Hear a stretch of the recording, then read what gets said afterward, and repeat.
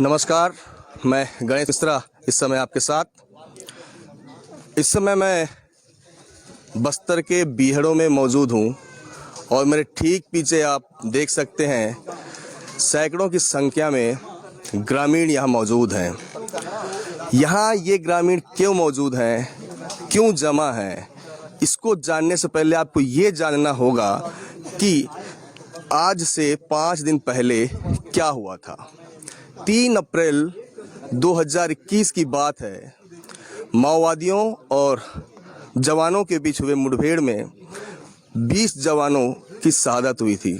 इस खबर ने पूरे देश को हिला दिया था।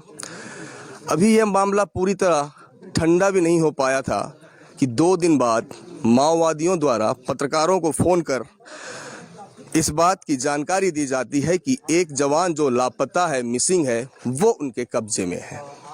यह खबर फैलते ही पूरे देश में बवाल हो जाता है, पूरा देश हिल जाता है और इस मामले को जानने और समझने के लिए देश के गृह मंत्री समेत प्रदेश के मुख्यमंत्री को बासागुड़ा आना पड़ गया। इस मामले के बाद निरंतर इन बीहड़ों में जहां पर बस्तर के पत्रकार माओवादियों के संपर्क में थे और माओवादी बस्तर के पत्रकारों के संपर्क में थे। इसी बीच एक सुखद खबर ये आई कि माओवादियों की ओर से दूसरा फोन आया और बताया गया कि जो जवान उनके कब्जे में है वो सुरक्षित है, उनका इलाज कर लिया गया है।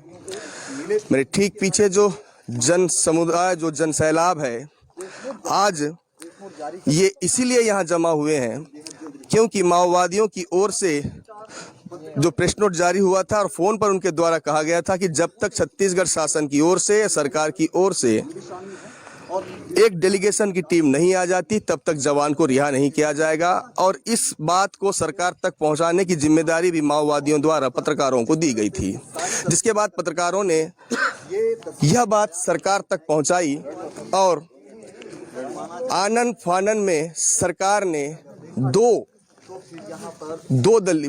सदस्यीय एक डेलीगेशन का टीम तैयार किया गया, जिसमें पद्मश्री धर्मपाल सैनी जी और गोंडवाना समाज के अध्यक्ष बोरैया तेलम जी शामिल थे। इनके साथ हमारा पत्रकारों का दल भी आया हुआ था।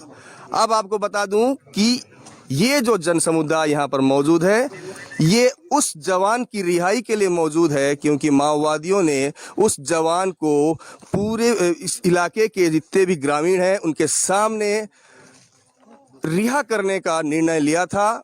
और अब ठीक मैं आपको उस जवान की तस्वीर दिखाता हूं जो अब ग्रामीणों के बीच में मौजूद है और अब वो रिहा हो चुके हैं। माओवादियों ने अब से ठीक 10 मिनट पहले उनके कब्जे में मौजूद जवान राकेश्वर सिंह मनहाज को रिहा कर दिया है।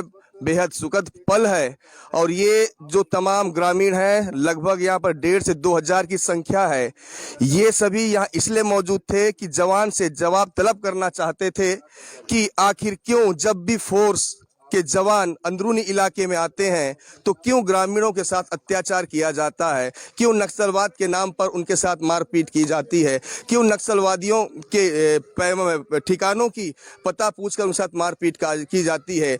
आज यहाँ पर ग्रामीण यही बताना चाहते हैं कि आपकी लड़ाई, सरकार की लड़ाई माओवादियों से है, ग्रामीणों से नहीं। हम यहाँ चैन से जीना चाहते हैं, चैन से रहना चाहते हैं, विकास करना चाहते हैं। तो आप सबसे पहले ग्रामीणों को यही कहना है कि सबसे पहले मूलभूत सुविधाएं उपलब्ध कराइए, ना कि माओवाद के नाम पर उनके साथ मारपीट की जाए। और आज निशर्त उस जवान को रिहा कर दिया गया है और इस रिहाई के बाद माओवादियों का स्पष्ट कहना है कि सरकार तक यह जवान सुरक्षित पहुंचे और सबसे पहले जब जवान यहां से रिहा होता है तो सरकार उन्हें सबसे पहले उनके परिजनों तक पहुंचाए और जब जवान अपने परिजनों तक पहुंच जाए तो वो अपने घर से इस बात की तस्दीक कर लें कि जवान वास्तव में कश्मीर अपने घर पहुंचा है या नहीं। मेरे साथ इस समय रिहा होने के बाद जवान मेरे साथ मौजूद हैं। मैं उनसे ज़्यादा कुछ नहीं पूछूंगा, सिर्फ 2 सवाल मेरे हैं। सिंह साहब, सबसे पहले आपको बधाई कि आप अब रिहा हो चुके हैं, क्योंकि आप देश के जवान हैं। जो हालत बस्तर के हैं वो हालत कश्मीर के भी हैं, और आप कश्मीर से बिलोंग करते हैं, बस्तर को अच्छे से समझते हैं क्योंकि आप कश्मीर को समझते हैं। आप किस तरह नक्सलियों के हाथ चले गए? इनकाउंटर के बाद मैं बेहोश हुआ था। उसके बाद दूसरे दिन मैं जंगल में भटक रहा था, तो इन्होंने मुझे घेर के बंदी बनाया है। बिल्कुल, पिछले 6 दिनों से आप नक्सलियों के कब्जे में थे, और माओवादियों द्वारा भी लगातार हमें फ़ोन कर इसकी जानकारी देती रही गई कि आप सुरक्षित हैं, और आपके घर में आपकी वाइफ से भी मेरी बात हुई। मैंने उनको माओवादियों द्वारा भेजी गई तस्वीर उन्हें मैंने दिखाया, तब जाकर वो संतुष्ट हुए। और कल रात को कश्मीर से कुछ अधिकारियों के फ़ोन भी आए। मैंने उन्हें आश्वासन किया था और दिया भी था कि माओवादियों से जिस तरीके से हमारी बात हो रही है और जो डेलीगेशन टीम तैयार हो रही है, निश्चित रूप से आपको रिहा कर आपके घर वापस भेज दिया जाएगा। सबसे पहले तो बधाई, क्योंकि इस समय जो मंजर है और जो स्थिति होगी, मैं समझ सकता हूँ आप तनाव में हैं, पर अब आपको डरने की आवश्यकता नहीं है। माओवादियों ने पूरी पब्लिक के सामने आपको रिहा कर दिया है, और अब हमारी और जो डेलीगेशन टीम आई है, हमारी जिम्मेदारी है, हम आपको सुरक्षित आपके घर तक पहुंचा देंगे। मैं आप सबका धन्यवाद करता हूँ। यहाँ इस जहाँ पर जवान को रिहा किया गया है, ये बस बीजापुर का बहुत बेहद ही बीहड़ इलाका है, और मैं यहाँ से आपको ये सारी जानकारी दे रहा हूँ। और मेरे साथ जो भी मेरे पत्रकार साथी आए हैं और डेलीगेशन टीम आई है, उन सब का भी आभार व्यक्त करता हूँ। गणेश मिश्रा, बीजापुर के जंगलों से।